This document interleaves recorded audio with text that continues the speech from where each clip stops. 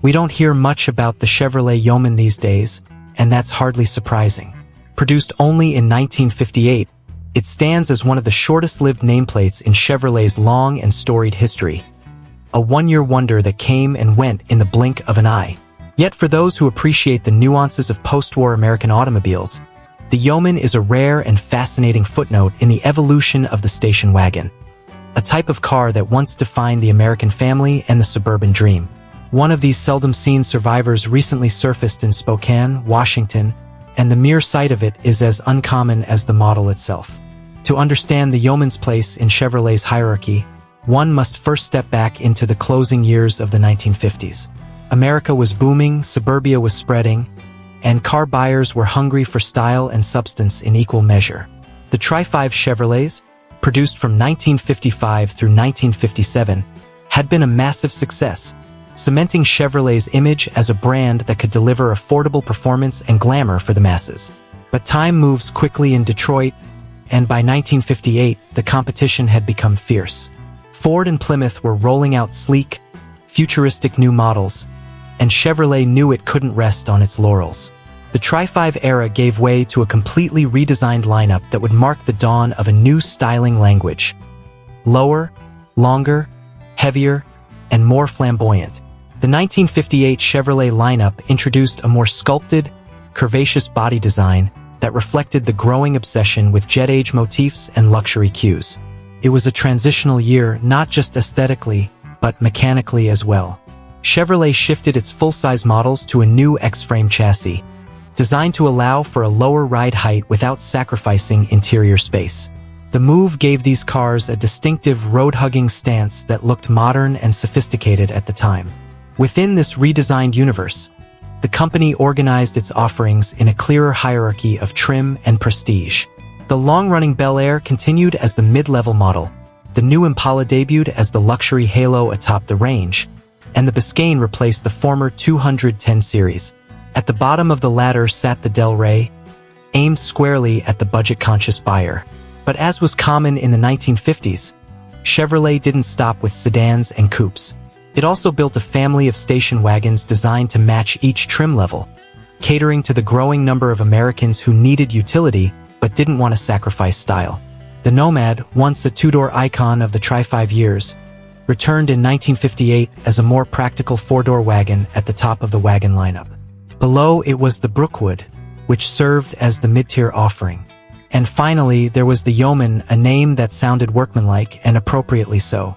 The Yeoman was the simplest, most affordable wagon Chevrolet offered that year.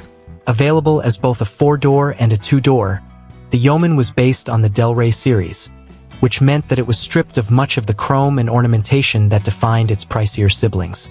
Its interior was plain, functional, and durable, built for farmers, tradesmen, and working families rather than those who cruised the boulevards. And yet, despite its modest intentions, the Yeoman possessed a certain charm. Its body shared the sweeping fins and rounded contours of all 1958 Chevrolets, giving it a handsome presence even in base form. Today, that blend of simplicity and style makes it especially intriguing. But the Yeoman's life was destined to be brief. By 1959, Chevrolet reorganized its wagon lineup once again, discontinuing the Yeoman name and giving the Brookwood a two-door variant to fill the entry-level role. The Yeoman, it seemed, was a victim of corporate simplification, a casualty of GM's constant drive to refine and reposition its vast product catalog. Only 16,590 two-door Yeoman wagons were produced during that lone 1958 model year, a respectable number at the time but minuscule compared to the millions of Chevrolets built annually. And in the decades that followed, attrition took its toll. These wagons were used hard, often as family haulers or workhorses, and few survived the long march of time. That's why finding one today in any condition is something of an event. The example recently spotted in Spokane stands as a reminder of that fleeting era. Cloaked in black paint that has clearly seen better days, the car has the weary look of a machine that has lived a full and useful life. Its paint appears to be a respray done years ago, now weathered and patinated by time and exposure. The chrome is dull, the trim imperfect, and the interior bears the scars of decades of use. But there's something deeply authentic about that kind of wear. It tells a story of road trips, grocery runs, and small-town errands, of an America where cars like this were central to daily life. Mechanically, this particular Yeoman has diverged from its original specifications. Under the hood no longer resides one of the factory power plants. Instead, a 305 cubic inch, 5.0-liter V8 engine now sits between the fenders, mated to a 4-speed manual transmission. Neither component was ever offered in a Yeoman, though the combination suits the car's straightforward, blue-collar character. Back in 1958, customers could choose from a 235 cubic inch inline-six known as the Blue Flame, or one of two V8s, the 283 cubic inch Turbo Fire or the larger 348 cubic inch W Series. A 3-speed manual was standard, while a 2-speed Powerglide automatic could be ordered at extra cost. A 4-speed manual was technically available from Chevrolet that year, but it was reserved for certain performance models, not the humble Yeoman. The current setup adds a measure of performance the original car never possessed, though details about the 305's internals remain unclear. Chevrolet's 305 V8 was produced from the mid-1970s through the late 1990s, serving as an efficient and reliable small-block option in everything from Malibus to pickups. In its earliest form, it generated around 130 horsepower, a far cry from the mighty 348's top performance ratings, but still enough to make the Yeoman lively by 1958 standards. Of course, this particular swap likely has more to do with practicality than performance. The 305 is easy to source, inexpensive to maintain, and compatible with a wide array of GM components. What makes this Yeoman especially interesting is that it comes with a treasure trove of parts that could easily steer it in several different directions. The seller includes 2 additional engine blocks, both 348 cubic inch W Series V8s, the correct big block option for a 1958 Chevy. Alongside them come a tri-power intake manifold, a 4-barrel setup, and a collection of other 348 components. For a dedicated restorer, that's an open invitation to return the car to a more authentic configuration. One could rebuild a period-correct 348, bolt on the right intake, and give this wagon the burbling, muscular soundtrack it deserves. On the other hand, the Yeoman also arrives with modern upgrades such as disc brake kits for all 4 corners, a power steering conversion, and freshly chromed Impala bumpers. Those additions hint at a different vision, a Restomod approach that blends old-school looks with improved drivability. That duality is what makes cars like this so fascinating. On one hand, purists argue that the Yeoman's historical value lies in its originality. They see restoration as an act of preservation, a way to honor the car's brief but important role in Chevrolet's lineage. On the other hand, customizers see it as a blank canvas. The 2-door wagon body, with its long roof and simple lines, lends itself beautifully to modification. Imagine it lowered slightly on period-correct steel wheels, powered by a properly tuned small block, its cargo bay fitted with neatly finished wood panels and retro upholstery. Whether restored or restomodded, the Yeoman's charm lies in its adaptability. Priced at $10,500, this Spokane example occupies an interesting middle ground. It's not cheap enough to be dismissed as a parts car, nor pristine enough to command collector-grade attention.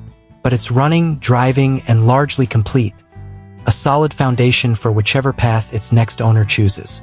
The price also reflects the scarcity of these wagons. Unlike Bel Airs and Impalas, which surface regularly at auctions and shows, Yeomans are elusive.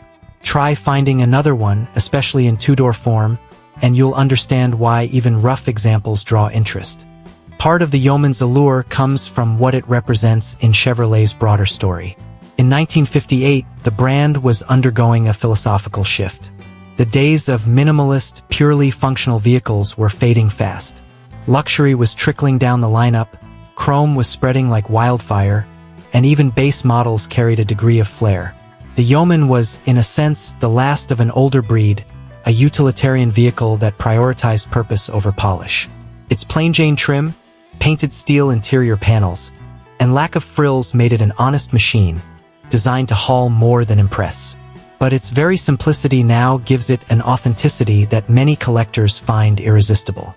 Beyond its practical origins, the Yeoman is also an artifact of a fascinating year in Chevrolet's design evolution. The 1958 models were unique, a one-year-only look before Chevrolet adopted the dramatically sculpted Batwing style of 1959. The 58 cars featured dual headlamps for the first time, subtle tail fins that hinted at the future, and a wide grille that made them appear lower and broader. Inside, the dashboard design blended functionality with flair, its sweeping shapes and bright work emblematic of the era's optimism. Even in base trim, the Yeoman shared these design cues, giving it a presence that feels unmistakably late 1950s, when every curve of metal seemed to express motion and progress. It's also worth remembering that 1958 was a tough year for the auto industry overall. A brief economic recession hit the United States, cooling sales and forcing automakers to rethink their strategies. For Chevrolet, that meant trimming the fat where necessary and consolidating models. The Yeoman's disappearance after 1 year was as much about timing as about demand. Customers gravitated toward the more comfortable Brookwood and the stylish Nomad, leaving the no-frills Yeoman with a limited audience. Yet for those who bought one, it was a solid, dependable car, cheap to run, easy to fix, and built to handle the rougher side of family life. Time has a way of transforming the ordinary into the extraordinary. In 1958, the Yeoman was simply the budget wagon in Chevrolet's lineup. Today, it's a conversation piece, a glimpse into a specific moment in American culture when families measured their success by the size of their driveways and the shine of their tail fins. It evokes the smell of gasoline and leatherette, the sound of gravel crunching under bias-ply tires, the image of kids waving from the tailgate during Sunday drives. Cars like this carry memories even if we never lived them firsthand. For enthusiasts, the Yeoman also presents a kind of challenge. Restoring one is not for the faint of heart. Replacement parts are not as readily available as they are for Bel Airs or Impalas, and locating the correct trim, emblems, and interior pieces can require patience and luck. But that's part of the appeal, owning and reviving something rare. Each nut and bolt, each panel and badge becomes a small victory in the process of bringing the car back to life. And because the Yeoman was never a high-dollar collectible, it allows a level of creativity that more valuable models sometimes discourage. Then there's the broader narrative of the American station wagon, of which the Yeoman is a humble but important chapter. In the post-war years, the station wagon was not a niche vehicle but a pillar of the market. It was the car for families who wanted freedom, the freedom to travel, to carry, to explore. Before the minivan and the SUV, the wagon was the universal solution. Chevrolet's lineup reflected that cultural importance, offering wagons at every price point and in every trim.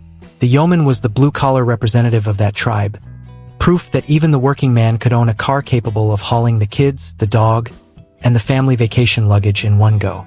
The decline of the station wagon as a mainstream body style only adds to the Yeoman's mystique today. In a world dominated by crossovers and SUVs, the sight of a long-roof Chevy from the 1950s feels refreshingly honest. There's an authenticity to its proportions, the long hood, the generous greenhouse, the expansive cargo area, that modern vehicles often lack. When parked next to today's bloated machines, the Yeoman looks elegant in its simplicity, graceful even in its bulk. Its unpretentious design speaks to a time when function dictated form, yet beauty was never far behind. And let's not forget the driving experience. Though this spoken example may be a bit of a project, one can easily imagine the sensation of piloting it down a quiet two-lane road. The long hood stretching before you, the steering wheel big enough to double as a hula hoop, the rhythmic hum of a small block V8. It's an experience that feels grounded, mechanical, and deeply satisfying. The Yeoman may not have been designed for performance, but with the right setup, it can cruise effortlessly, its suspension soaking up the miles in that soft, wallowy way only old American cars can. The decision facing any potential buyer is both simple and profound. Do you restore it, returning the Yeoman to its factory-correct state down to the hubcaps and badges? Or do you lean into the car's rough edges, building a tasteful restomod that blends vintage charm with modern usability? Both paths have merit, and both would keep the spirit of this rare wagon alive. Perhaps the best approach is to honor its dual nature, to create something that feels authentic yet personal. A car that looks like it could have rolled off the line in 1958 but drives like it belongs in the 21st century. Whichever route its next owner chooses, one thing is certain. The Chevrolet Yeoman deserves to be remembered. It may have lived only a single year, overshadowed by the glamour of the Impala and the enduring fame of the Bel Air, but it remains a genuine artifact of a transformative era. Its short life makes it rare, but its story makes it meaningful. A reminder that even the most modest cars can carry the weight of history. So when one surfaces for sale, especially in two-door form, it's worth taking notice. Not because it's the flashiest or fastest car of its time, but because it embodies something purer, the working-class spirit of post-war America, wrapped in sheet metal that still gleams with the optimism of 1958. Whether restored to showroom perfection or reimagined for modern roads, the Yeoman stands as proof that every car, no matter how humble its beginnings, has a story worth telling. And for those who listen closely, the rumble of its V8 and the sweep of its tail fins whisper a simple truth. Even the forgotten can be unforgettable.